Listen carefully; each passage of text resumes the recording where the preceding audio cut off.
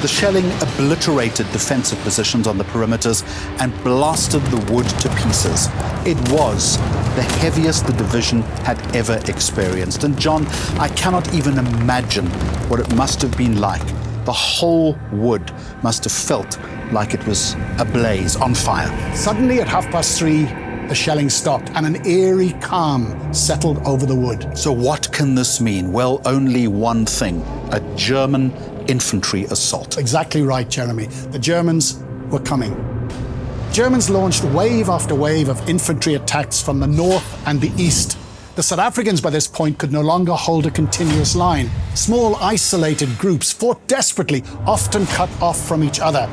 Near Thackeray's headquarters, he ordered his remaining forces to dig in a last-ditch effort to stop the Germans from overrunning the wood.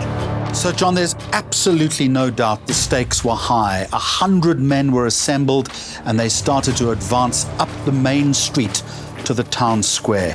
As they cleared the square, the Germans appeared from here, the southwest corner of the wood. And for a moment, they just stared at each other. Picture it. Then the British commanders shouted out, "Forward, boys!" Men surged forward. Some of the Germans fired at them, but ultimately they ran back into the woods. Meantime, in other parts of the wood, Thackeray's men are dug in and waiting for the inevitable German advance. And shortly after, it comes. 3 mass attacks are launched by the Germans on Thackeray's headquarters that night, with thousands of men running headlong into Allied machine gun fire, like the Vickers gun we saw earlier. By nightfall, the wood is littered with the dead and wounded, and in the midst of all of this carnage, there were acts of unparalleled bravery. John, that phrase, France's hell on earth, really starts to resonate now. They were low on water, they were low on food and ammunition. Many of the wounded couldn't be evacuated, and some isolated groups had simply no choice but to surrender when they eventually ran out of ammunition. And German snipers and artillery fire were picking off any survivors. By this point, the South Africans were being shelled and sniped almost from point-blank range. Yet somehow they persevered. It was a long, dark night of the soul. At dawn on the 19th, a German regiment advanced from the northwest into the eastern part of the wood. They captured officers and around 195 men. So things are intensifying, and the South Africans must have felt abandoned at this stage, and their nightmare continuing, even though the 53rd was ordered to relieve Thackeray.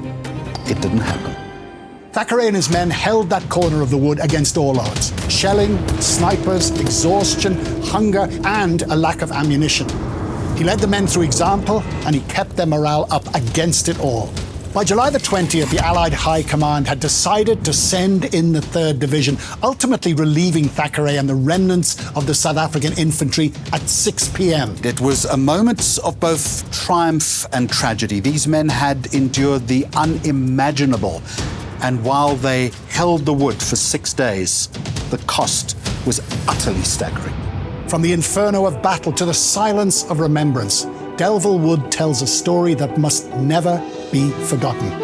The sacrifice of those who fought in the war, particularly those from marginalized communities, continues to influence South Africa's ongoing journey towards justice, equality, and a renewed sense of national identity.